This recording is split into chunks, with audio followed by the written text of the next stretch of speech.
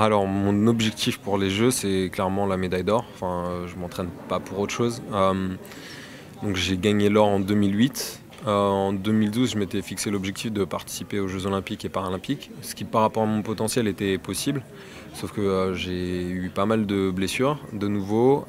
Et en 2012, j'étais à mon pire niveau, on va dire, aux Jeux Paralympiques.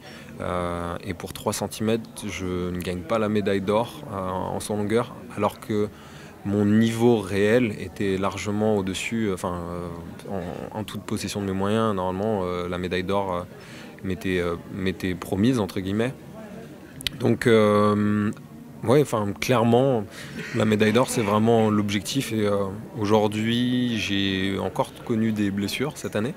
Mais là, maintenant, tout va bien. Et on a encore à peu près 8 semaines de préparation jusqu'à la finale de la longueur le 14 septembre.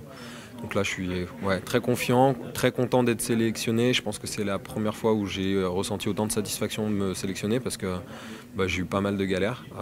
Donc là, je suis juste content d'être avec l'équipe de France, fier que ce soit Mickaël Jérémias notre porte-drapeau. Et puis, je faisais de la musique brésilienne également. Donc, on va dire le Brésil, c'est vraiment un pays dans lequel j'ai envie d'aller depuis longtemps. Alors j'ai 30 ans, est-ce que je pense que c'est mes derniers jeux? Sincèrement, j'en sais rien du tout. Au fond de moi, je pense pas du tout. Pour l'instant, je me suis pas fixé d'arrêt de carrière, enfin de date, de deadline. Donc pour l'instant, non, je suis en carrière. Cette année, c'est super important. Et je marche vraiment par étapes, quoi. Donc si je reconnais encore des années où je me blesse, où c'est galère, je peux pas vraiment m'exprimer parce que le sport avant tout c'est un plaisir, même si on le fait à haut niveau, il faut que ça reste un plaisir. À ce moment-là, je pense qu'il y a des chances que je continue pas. Mais par contre, si justement le travail paye et puis avec les années, avec l'expérience aussi, on se connaît beaucoup mieux physiquement, donc on arrive à mieux gérer. Je pense qu'il y a des grandes chances que je continue encore après, mais ça encore, c'est pour l'instant.